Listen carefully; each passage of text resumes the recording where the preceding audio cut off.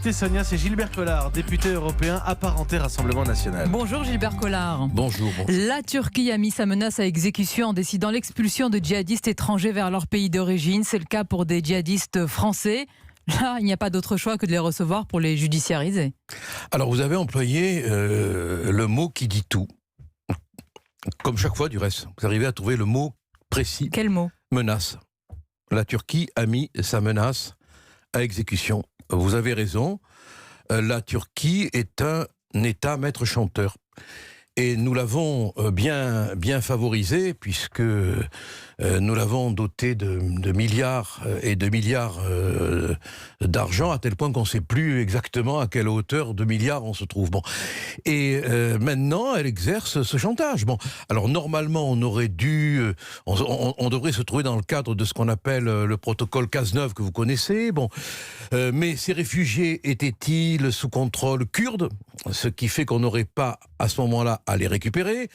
Mais comme la Turquie nous fait un véritable chantage, elle nous envoie des bombes. Avec un moyen de pression qui n'est pas anodin, la Turquie menace d'ouvrir les portes de l'Europe à des millions de réfugiés syriens. Mais qu'est-ce qu'on fait face à un tel chantage ? On le subit. Mais d'abord, on cesse de subir. Et comment ? Quoi qu'il en coûte, on coupe les vivres. On coupe les vivres. Plus un rond, plus une aide. On montre que on peut être aussi ferme face au maître chanteur que le maître chanteur peut l'être dans son chantage. Quand vous pensez qu'Erdogan peut venir à Strasbourg, je crois, faire de la propagande, une véritable propagande d'islamistes radicales, et qu'on laisse faire. Bon, je veux dire, il y a un moment donné où, à force de prendre des... Excusez-moi de cette formule qui appartient à Audiard, qu'à force de prendre des coups de pompe dans le cul, on devient supersonique. Quoi. Oui, bon, sauf que la Turquie, Gilbert Collard, il faut le rappeler, fait partie de l'OTAN. Ça veut dire normalement que la Turquie est notre allié dans l'OTAN. Oui, mais ce monde est fou. J'ai envie de dire qu'à chaque drame, une solution nouvelle. Autrefois, l'OTAN, c'était la menace d'une Russie soviétique.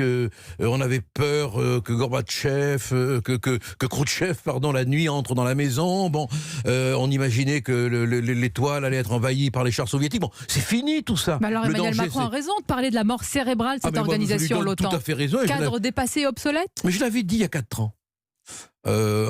Face à Laurence Ferrari, je crois. Je l'avais dit, l'OTAN est dépassée complètement, mais on vit sur un monde dépassé avec des menaces nouvelles, alors que nous avons des instruments anciens. La menace, c'est l'islamisme radical, c'est cette montée en puissance de tous les extrémismes qui nous menacent. Mais on a un fonctionnement intellectuel, culturel, affectif même, militaire complètement obsolète. Vous parlez justement de ce qui est culturel. En France, il y a eu la marche dite contre l'islamophobie. Il y a eu beaucoup de réactions et d'indignation du fait notamment d'un signe s'apparentant à l'étoile jaune lors des défilés. Sur l'une des photos, on retrouve la sénatrice Esther Benbassa qui a affirmé ne pas avoir vu cette étoile et qui se défend de toute confusion. Non, mais bon, vous savez, il y a un niveau d'entonnoir sur la tête où on discute plus, quoi. Bon, on a même du mal, si vous voulez, pour être très. C'est de la folie très, pour très vous franc. quand vous me dites entonnoir sur la tête ? Cette gauche d'Esther Benbassa jusqu'à Jean-Luc Mélenchon présente à cette manifestation. Le drame de cette manifestation, c'est son insincérité qui s'exprime dans le simple fait que les musulmans présents dans la manifestation, qui sont, répétons-le, pas tous les musulmans de France, loin s'en faut, sont d'une insincérité totale, mais totale. Comment oser comparer la situation des musulmans de France aux juifs sous l'occupation, déportés, humiliés, privés d'emploi, assassinés? Comment peut-on oser cette comparaison?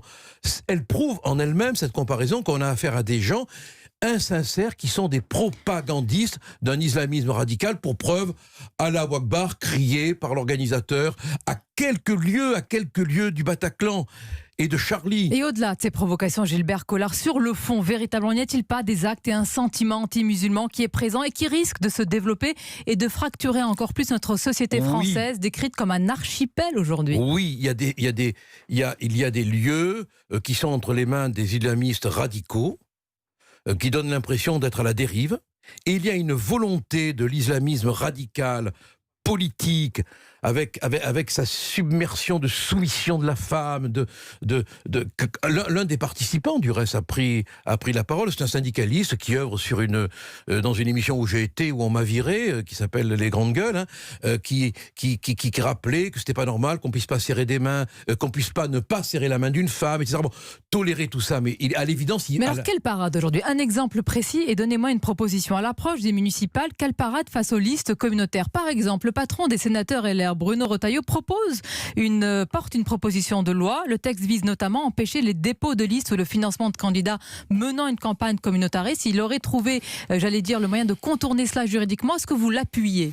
Mais vous comprenez, à partir du moment où on essaye de mettre des menottes à l'imperceptible, immarcessible pensée, où on va?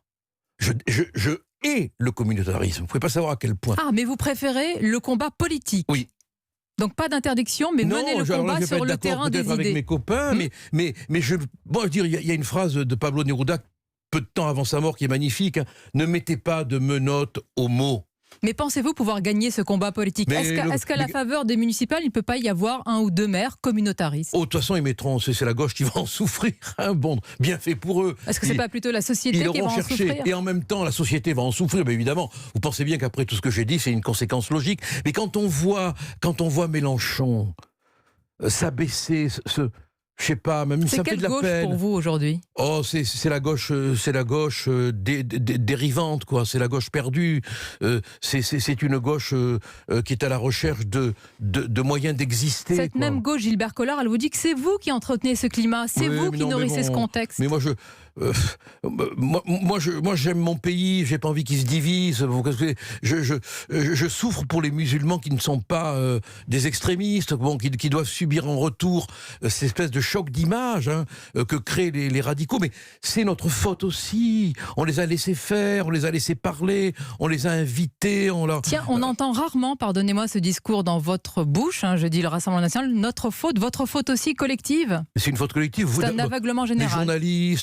Les journalistes mais on veut bien prendre notre part, mais c'est les responsables politiques. Les journalistes lâches, les politiques timorés, ceux qui rêvent, vous savez, d'avoir le prix Nobel de la paix médiatique. On ne va pas non plus pointer du doigt. Oui. Mais non, on pointe du doigt personne. Mais quand même, l'histoire est un fait de responsabilité collective. On va quand même pas dire que la situation, c'est le fait d'un homme, d'un mouvement. C'est une espèce de dynamique, de complicité quand on voit Mélenchon. Avec tout ce qu'il a représenté quand même, de beauté du verbe parfois, quoi. S'abaisser à manifester avec des gens qui crient Allahu Akbar à proximité du lieu où on a assassiné au cri de Allah Akbar, c'est insupportable. Mélenchon, c'est Pierre Laval. Pierre Laval, Mélenchon. Oui. Voilà une comparaison qui vaut raison, selon vous? Elle vaut raison. Oui, parce qu'il y a des moments où la complicité, elle s'acte dans la réalité d'un fait. Pour conclure, Gilbert Collard, pardonnez-moi cette question peut-être personnelle sur votre agenda. Qu'est-ce que vous allez faire tout à l'heure? Vous me regardez, mais si je vous pose la question, c'est que je sais qu'il y a une commission importante des affaires juridiques à Bruxelles. On étudie le cas de Thierry Breton. Moi, je suis ravi que vous soyez là, mais je me demande pourquoi vous n'êtes pas à Bruxelles. Je m'attendais à votre question, vous voyez. Vous voyez, alors vous avez préparé la réponse. Qui est toute prête, voilà. Vous avez l'air étonné pourtant quand je l'ai posé. Non, pas du tout. Non. D'abord parce que j'avais pris des engagements vis-à-vis de vous. Ensuite parce que le cas de Thierry Breton va pas être réglé aujourd'hui. Et vous le soutenez peut-être, Thierry Breton? Non. Et pourquoi? Enfin parce que hier c'était le 11 novembre. Et que moi, j'ai voulu rendre hommage aux morts de la Première Guerre mondiale et que je trouve scandaleux que la commission se réunisse un lendemain du 11 novembre, empêchant les hommes et les femmes qui voulaient être présents sur le territoire français, sur la province France, comme disent les Européens, les européistes. Et donc, j'ai préféré rendre hommage à mon monument plutôt que de... Mais vous inquiétez pas, ça ne se décidera pas aujourd'hui. Mais je ne m'inquiète pas. Merci Gilbert Collard d'avoir été notre invité ce matin sur Europe 1. Merci à vous. Merci Sonia Mabrouk, il est 8h28. Vous restez bien sur Europe 1. Nicolas